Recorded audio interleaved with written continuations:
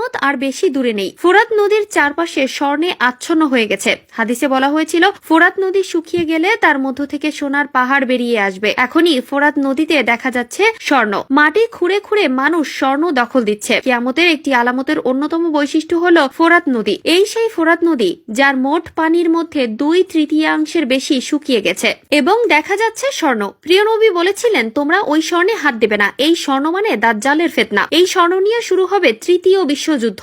মানুষ স্বর্ণের লোভে শুরু করবেন যুদ্ধ। কে কত সোনা সংগ্রহ করতে পারে তা নিয়ে হবে তাদের মধ্যে লড়াই। ফোরাত নদীর তলদেশে স্বর্ণ ভেসে উঠেছে। লক্ষ লক্ষ মানুষ ভিড় করছে ফোরাত নদী থেকে স্বর্ণ সংগ্রহ করতে। এই ফোরাত নদীর তীরে ইমাম হোসেন রহমতুল্লাহি আলাইহিকে নৃশংসভাবে পৃথিবী থেকে সরিয়ে দেওয়া হয়েছিল। পৃথিবীর একমাত্র নদী ফোরাত নদী। এই নদীর ভেতরে হয়তো চাপা পড়ে আছে হাজারো শহরের নিদর্শন। মহানবী হযরত মুহাম্মদ সাল্লাল্লাহু আলাইহি ওয়াসাল্লামের বলে যাওয়া বার্তা যে তোমরা ততক্ষণ পর্যন্ত কিয়ামতের আশা করো না যতক্ষণ পর্যন্ত ওই ফোরাত নদী তার ভেতর থেকে সোনার পাহাড় না বের করবে। ফোরাত নদীর সাথে কিয়ামতের একটি সূত্র রয়েছে। প্রিয় দর্শক, ফোরাত নদী শুকিয়ে গেলে তার ভেতর থেকে বের হয়ে আসবে সোনার পাহাড়। আর সম্প্রতি আমরা দেখলাম মানুষ ফোরাত নদী থেকে সোনা তুলছে। ভিডিও বিশ্লেষণ করে জানা যায় জলবায়ু এবং আবহাওয়া খারাপ হওয়ার কারণে ফোরাত নদীর বেশ কয়েকটি অংশ শুকিয়ে গেছে। আর সেখানে বেশ কিছু জায়গা থেকে ইতিমধ্যে স্বর্ণের টুকরো দেশে আসার তথ্য পাওয়া গেছে। তাহলে কি কিয়ামতের আলামত প্রকাশ পেয়ে গেল? চলুন আমরা রাসূল সাল্লাল্লাহু আলাইহি ওয়াসাল্লামের ভবিষ্যৎবাণী এবং সতর্কগুলো জেনে আসি।